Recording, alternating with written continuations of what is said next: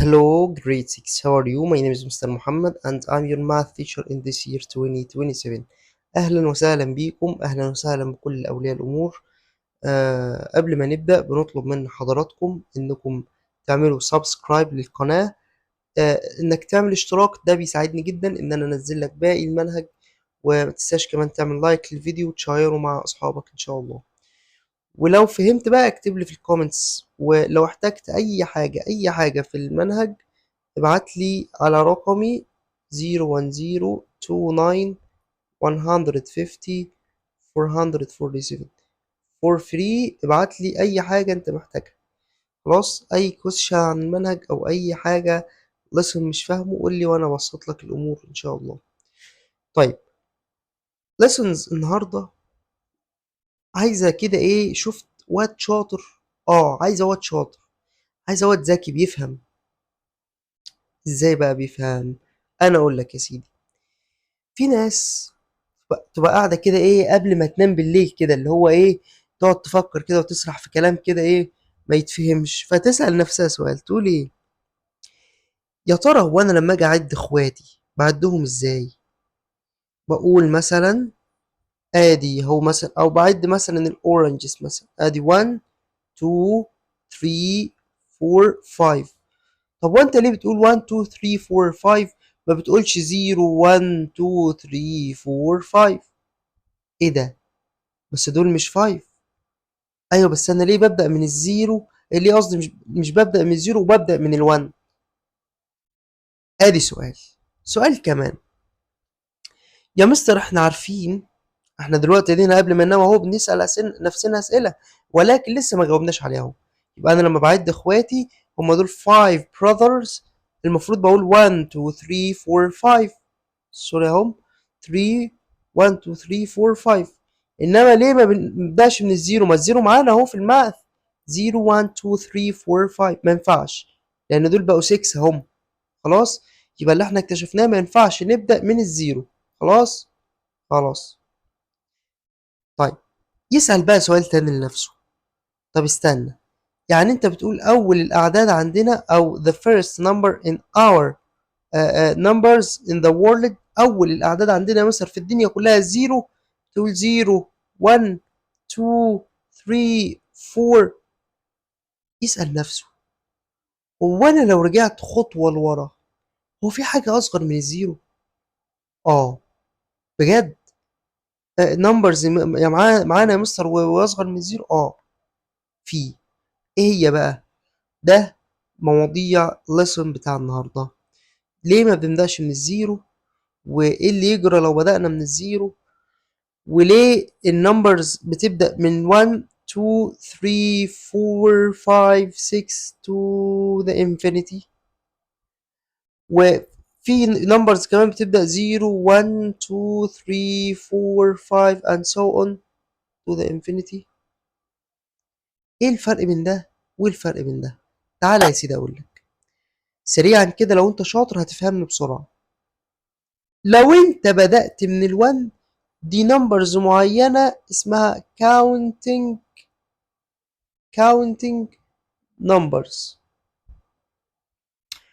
ولو انت بدأت من الزيرو اسمها natural numbers. تاني، بقى عندنا counting numbers و natural numbers. ايه الكاونتنج؟ يعني مثلا انا بعمل count بعد اخواتي، يبقى ببدأ من ال1. طب ايه الناتشرال نمبر؟ دي بتبدأ من الزيرو، واكيد طبعا الزيرو انت ايه عارف الزيرو طبعا، ده الباشا الكبير، ده احنا اول حاجة عندنا بنبدأ بيها. طيب، if we have a number line like this، okay and we have here the number 0 1 2 3 4 5 6 and so on.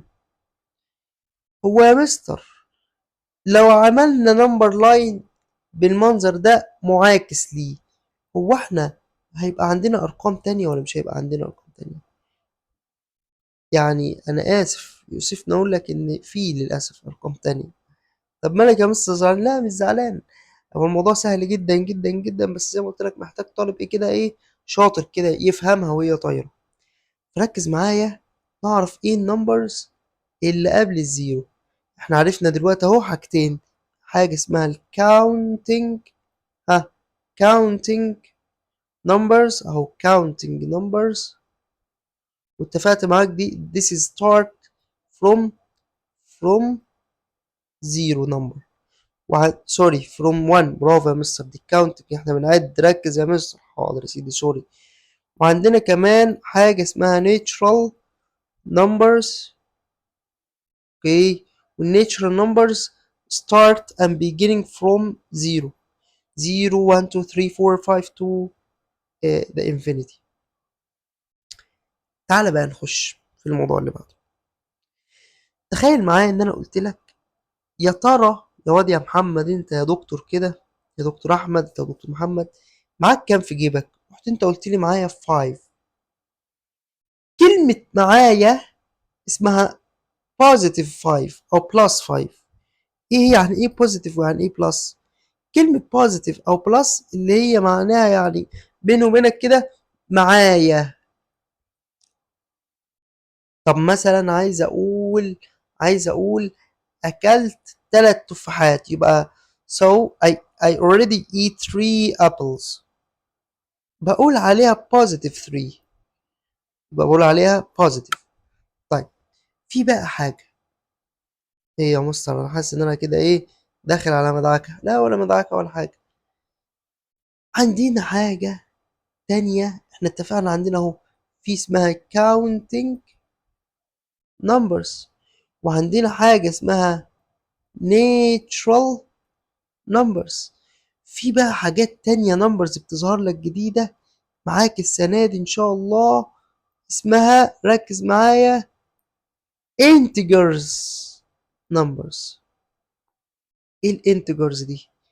قال لك يا سيدي الانتجرز نمبر دي اعداد انا بستخدمها لما اعبر عن حاجة معينة. زي يا مستر انا عايز اقول وقع مني 5 جنيه، اكتبها ازاي بالماث؟ كلمة وقع مني يعني انا عليا اهو، يبقى تكتبها minus 5. دي اسمها minus او negative sign. So this is negative 5. يعني ايه negative 5؟ يعني يا مستر وقع مني او عليا او مستلف، خلاص كل ده نفس المعنى. طب لو انا محوش او معايا او لقيت او كسبت او اشتغلت او في جيبي او حد اداني، اسمها positive 5. خسرت، وقع مني، حد اخدهم مني، اتقطع، مش عارف ايه الكلام ده، يبقى نيجاتيف 5. اتمنى تكون عرفت ايه الفرق بين النيجاتيف والبوزيتيف. يعني مثلا لو احنا عندنا نمبر لاين بالمنظر ده، فهمنا اكتر؟ حاضر. وانت قلت مثلا الزيرو بدأ هنا، قلت على يمين الزيرو 1 2 3 4 5، على شماله بقى نبدأ بإيه؟ ركز معايا، مش دي 1؟ اه تعكسها بس تخليها نيجاتيف 1. مش دي 2؟ اه نيجاتيف 2. بعد كده نيجاتيف 3 نيجاتيف 4 وتكمل نيجاتيف 5 نيجاتيف 6 نيجاتيف 7 نيجاتيف 8 وهكذا وهكذا.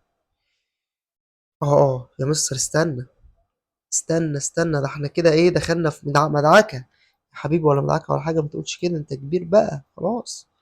طب لا يا مستر في حاجة اسألك فيها بعد اذنك، اتفضل. هنا الزيرو كل ما بروح to the right النمبر بيكبر بيبقى large، ماشي. هل ده معناه ان انا يعني هنا ال1 smaller than ال2؟ حلو. ال2 smaller than ال3، 3 smaller than ال4. او ممكن اقولها بمعنى تاني، ال2 كبير عن ال1 وال1 كبير عن الزيرو والزيرو كبير عن النيجاتيف 1. بجد والله. والنيجاتيف 1 كبير عن النيجاتيف 2. ايه ده يا مستر ازاي؟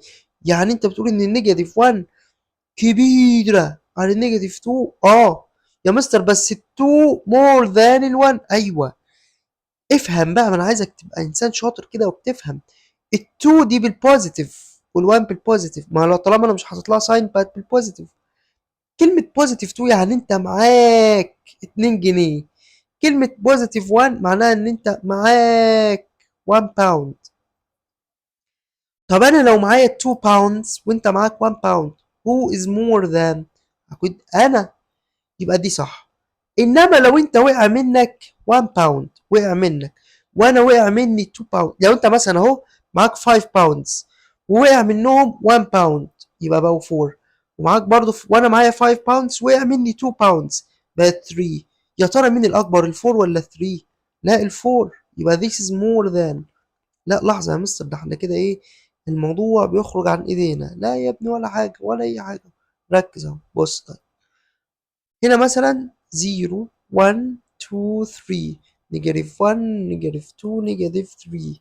اوكي يا مستر، انت حضرتك بتقول 0 is more than نيجاتيف 1، 0 is more than نيجاتيف 2، 0 is more than نيجاتيف 3.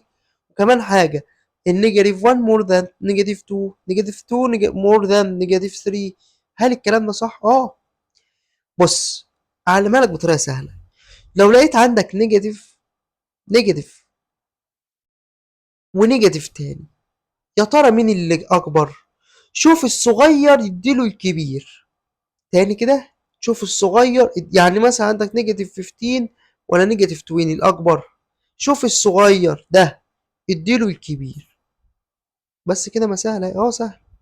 تاني معاك نيجاتيف 251 ومعاك نيجاتيف 200، who is more than؟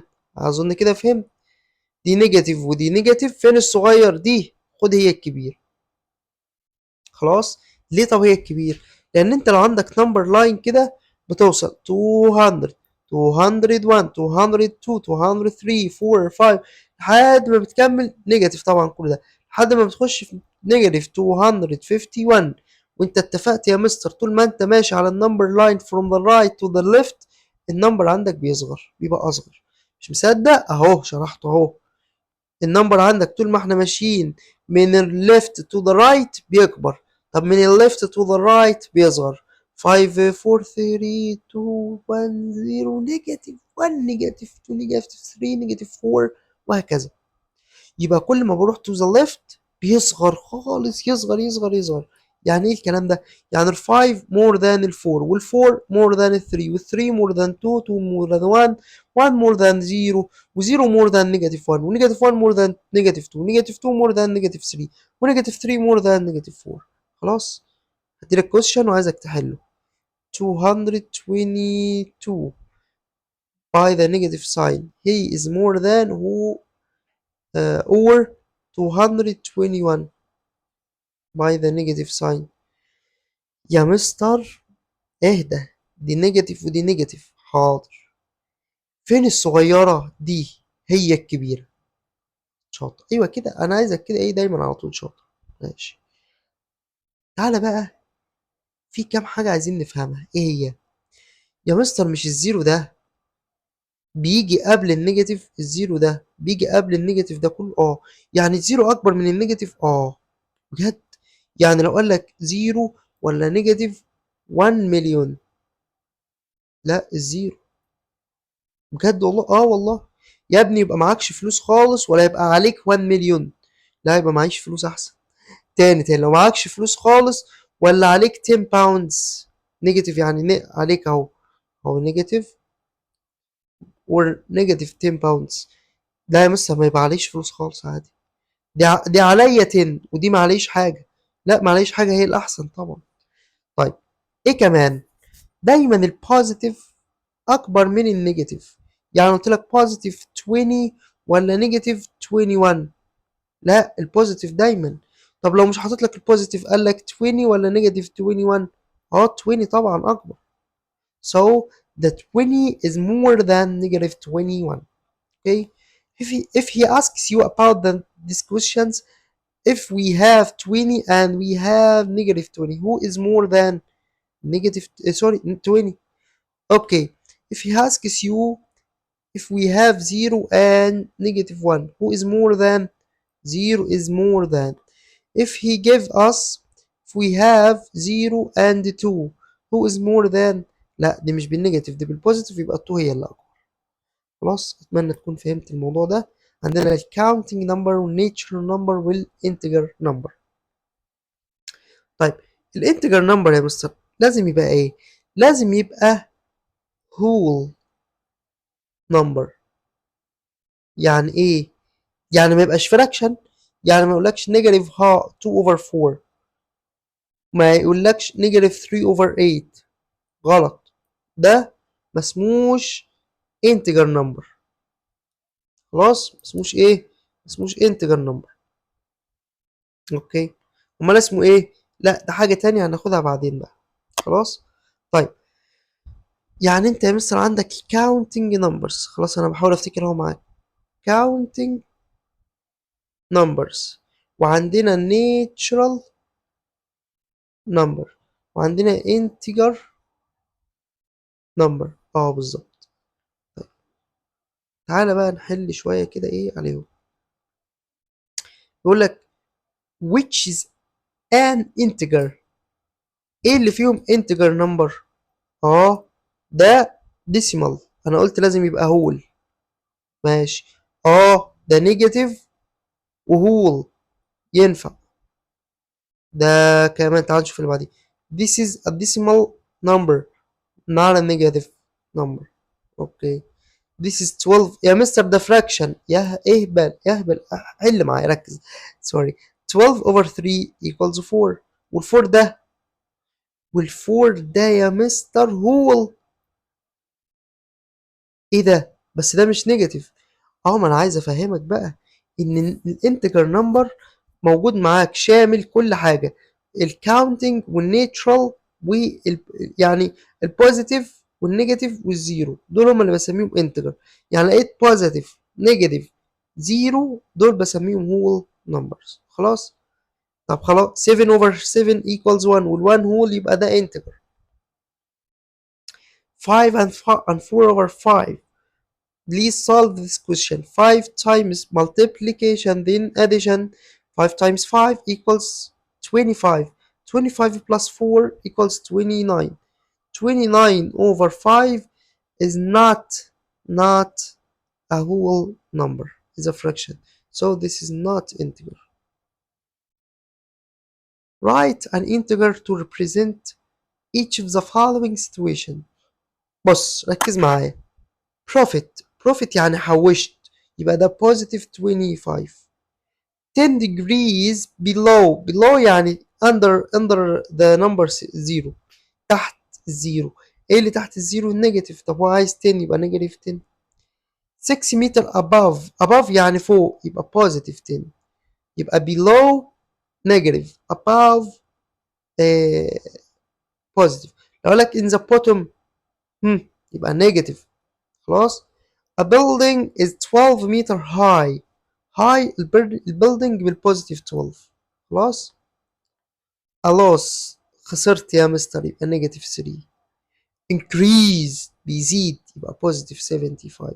طب لو قال لك decreased يقل، يبقى نيجاتيف 19 meters below يعني تحت، يبقى نيجاتيف 19. 4 steps backward، back يبقى للخلف، يبقى نيجاتيف 4. أتمنى تكون فهمت كل ده. حل. Stop the video and solve the questions on the board, and after solve the questions please complete our lesson. وقفت الفيديو بتحل؟ أتمنى. Which is an integer؟ this is decimal، this is fraction، this is ما تنفعش، هي دي بس اللي عندي. The smallest counting number. احنا قلنا ال counting numbers beginning from 1 2 3 عشان دي counting، يبقى عايز smallest بقى counting. أصغر counting numbers ال1. خلاص. طب لو قالك the smallest natural number هتقول له ايه؟ برافو، 0. طيب write an integer to represent each of the following situations. A temperature of 3 degrees below negative. A bank deposit of 1 deposit يعني أخد، يبقى positive 100. a loss of 5 LE، خسر نيجاتيف 5. خلاص سهل. عرفنا ان احنا دي البوزيتيف انتجرز والنيجاتيف انتجرز والاوريجين اللي هي الزيرو. ده اسمه الهوريزونتال نمبر لاين. في بعد كده عندنا الفيرتيكال نمبر لاين، بيبقى فوق كده عندنا الزيرو 1 2 3 وهكذا، وهنا نيجاتيف 1 نيجاتيف 2 نيجاتيف 3 سوري. اتمنى الموضوع ان شاء الله يكون بالنسبه لك سهل. طيب يقول لك ايه بقى؟ represent each of the following numbers on a horizontal number line. بعملهم ازاي؟ بعمل نمبر لاين عادي، بص بالمنظر الجميل ده. بحط الزيرو عندي كده في النص 1 2 3 4 5 6 7 نيجاتيف 1 نيجاتيف 2 نيجاتيف 3 نيجاتيف 4 نيجاتيف 5. طيب وبعد كده يلا where is the 4؟ 1 2 3 4 this is the 4. where is the negative 2؟ 0 negative 1 negative 2 so the negative 2 is here. where is the 0؟ اهو 0 اهو. where is the 3؟ 3 here. where is the negative 5 here. وهكذا بتكمل اللي بعديه بقى سهل. نفس القصة بتعمل في الهوريزونتال نمبر لاين، سهل جدا جدا. انا مش عايز اتكلم في الحاجات التافهة دي، انا خلاص شرحتها مرة مش هعيد وازيد عليها، يعني انت ان شاء الله تفهمها. تعالى بقى للcomparing between integers number. يقول لك مثلا نيجاتيف 2 or 7. يا مستر دايما البوزيتيف more than، ودايما الزيرو more than النيجاتيف. خلاص. طب لو انا عندي نيجاتيف ونيجاتيف، الصغير ياخد الكبير، الصغير ياخد الكبير. تعال نحل 4 ولا 3؟ يعني عيب يا مستر تسأل السؤال زي ده. تعالى بقى ده الزيرو or negative 2. يعني الزيرو دايما more than النيجاتيف. 5 ولا نيجاتيف؟ دايما البوزيتيف more than، دايما البوزيتيف more than. تعالى لي بقى هنا مديلك 2 questions سوري 2 questions. لا حول ولا قوة إلا بالله، مش عارف إيه اللي علق. 2 questions. ركز معايا يا ابني، حل معايا، جمع معايا كلمة questions. برافو. 2 questions to solve it. الكويستشن بقى بيقول لك ايه؟ نيجاتيف 12 نيجاتيف 4، دي نيجاتيف ودي نيجاتيف، خد الكبيرة فيهم اهي، يبقى هي تاخد السمول زان smaller than. او ممكن اعمل ايه بقى؟ اخد الصغيرة دي، الصغيرة this is more than. اوكي اوكي. can you solve this question about yourself؟ اه يا مستر اقدر احله. دي نيجاتيف ونيجاتيف، خد الصغير ياخد الكبير. برافو.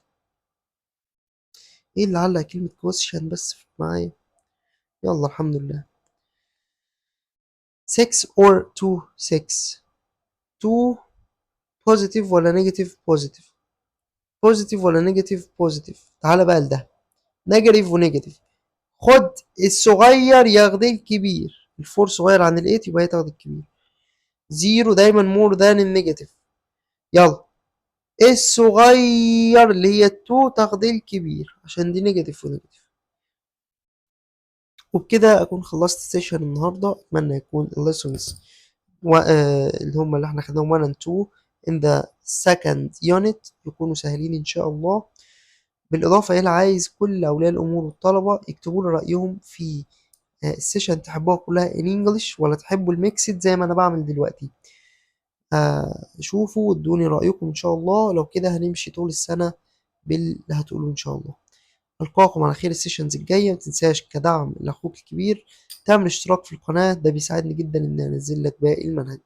القاكم على خير، كان معاك مستر محمد فتحي، والسلام عليكم.